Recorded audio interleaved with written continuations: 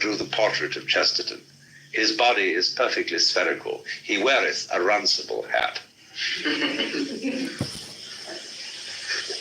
And so there was an old man of Spithead who opened the window and said, Phil Jumble, Phil Jumble, Phil Rumble, come tumble, that doubtful old man of Spithead.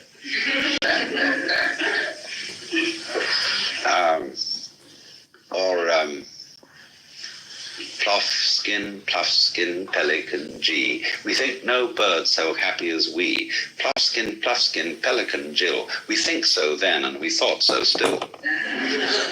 You see? Now, he says that in this kind of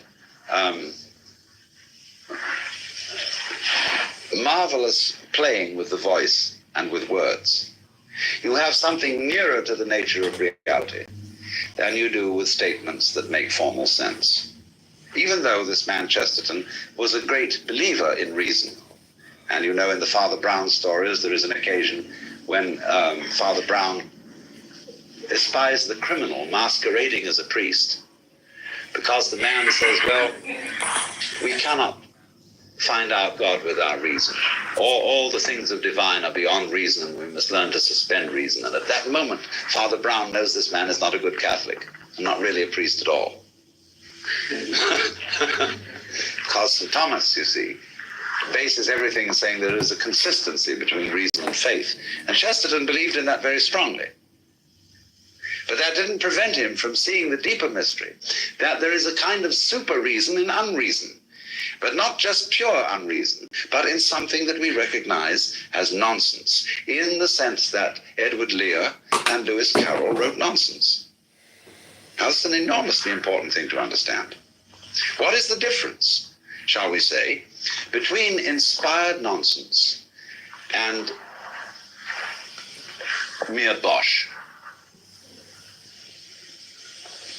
And this is what he's trying to point out. There is a kind of nonsense which we could call magical nonsense, and there's a kind of nonsense, on the other hand, which we should call just trivial rubbish. So, it is the nonsense, the divine nonsense has this extraordinary humor with it.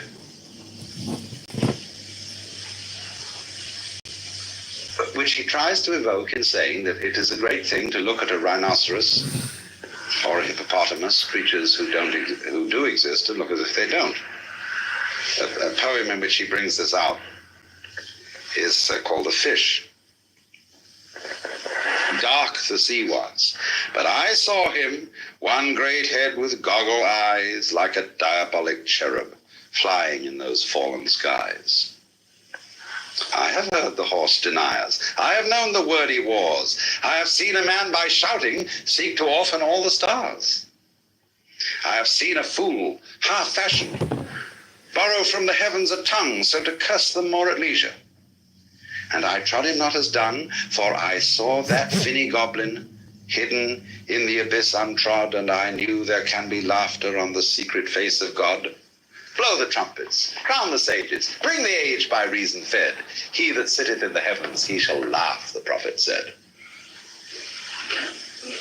So he sees in a goldfish, you know those kind of Disney goldfishes which have all sorts of tails and fins and complications with their big goggle eyes. What on earth are they doing?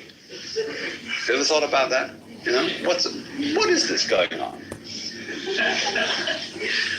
I mean, does it have a purpose? Goldfish, you know, they eat and they absorb things in and make more goldfish. And they go on making goldfish and more goldfish, and we don't even eat them. Maybe something does that we finally eat. But fundamentally, what's the point of a goldfish? A goldfish is a solemn thing which keeps on going round, you know?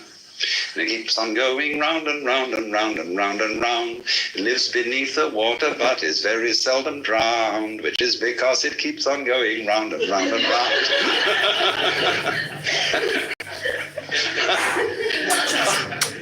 It isn't going anywhere at all.